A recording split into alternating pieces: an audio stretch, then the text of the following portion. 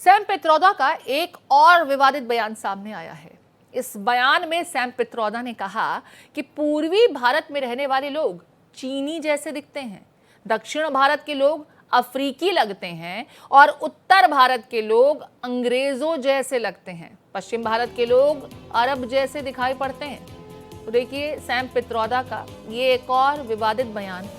अब उत्तर, पश्चिम, पूरब, दक्षिण भारत के ये चार जो दिशाएं हैं, इन दिशाओं की तरफ रहने वाले लोग जो हैं अलग अलग तरह के दिखाई देते हैं। इन्हें जहां पूर्व भारत में रहने वाले लोग चीनी दिखाई देते हैं, तो वहीं पश्चिम भारत के लोग अरब जैसे दिखाई पड़ते हैं। उत्तर भारत के लोग अंग्रेजों जैसे दिखते हैं, तो वहीं दक्षिण भारत के लोगों को लेकर के अफ्रीकी दिखने की टिप्पणी की गई सैम पित्रोदा द्वारा।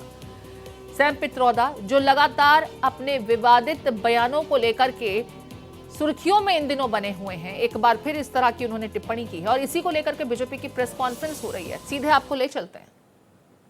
20-25 सेकंड का है, सुनाना चाहता हूं। I can go to any shop and buy anything and stay in any hotel because that's my India.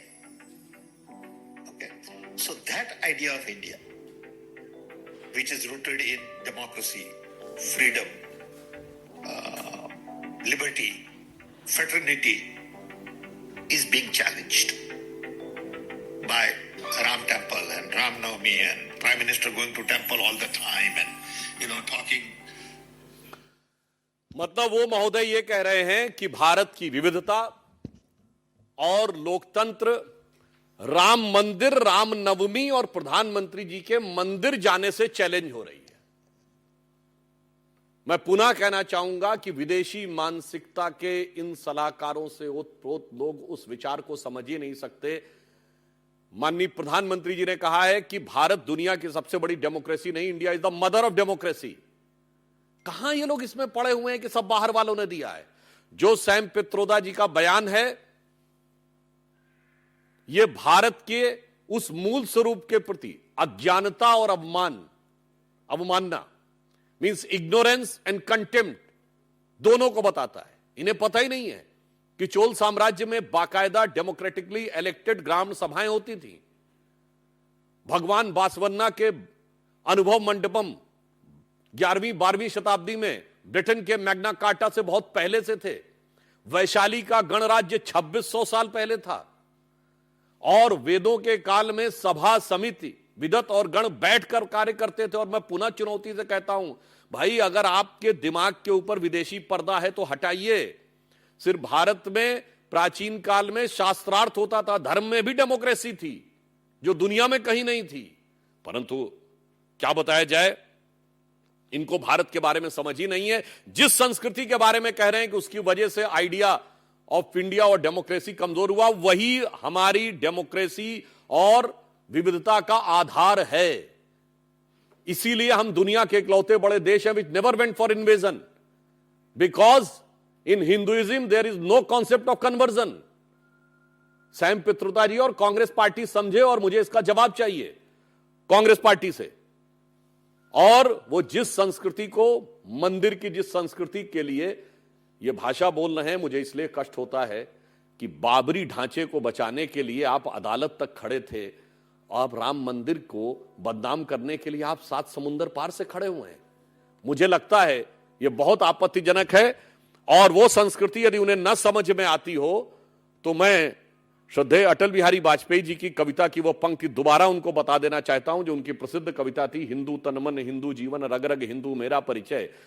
उसका अंतिम छंद था जो भारतीय संस्कृति के इस आधार को पूरी दुनिया के लिए बताता है कि होकर स्वतंत्र मैंने कब चाहा मैं कर लूं जग को गुलाम, मैंने तो सदा सिखाया है करना अपने मन को गुलाम।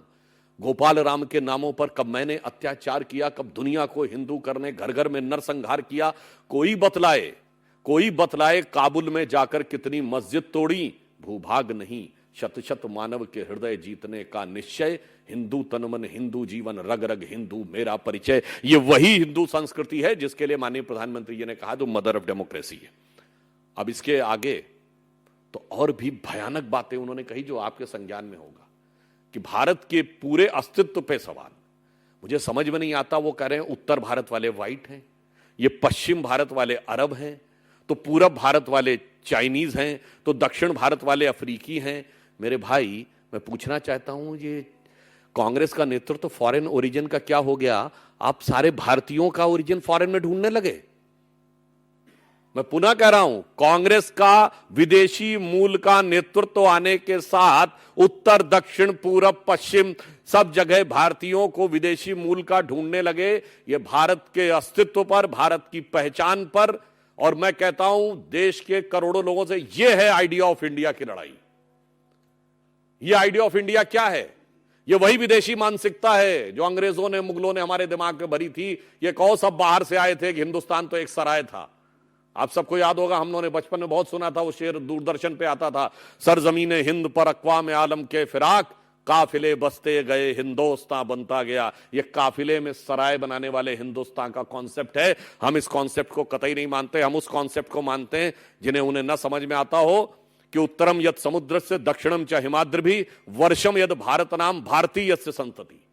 जो समुद्र के उत्तर में और हिमालय के दक्षिण में भूभाग है, वह एक महान देश है जिसमें रहने वाला हर देश भारतीय माना जाता है। इसलिए अब मैं यह कह सकता हूं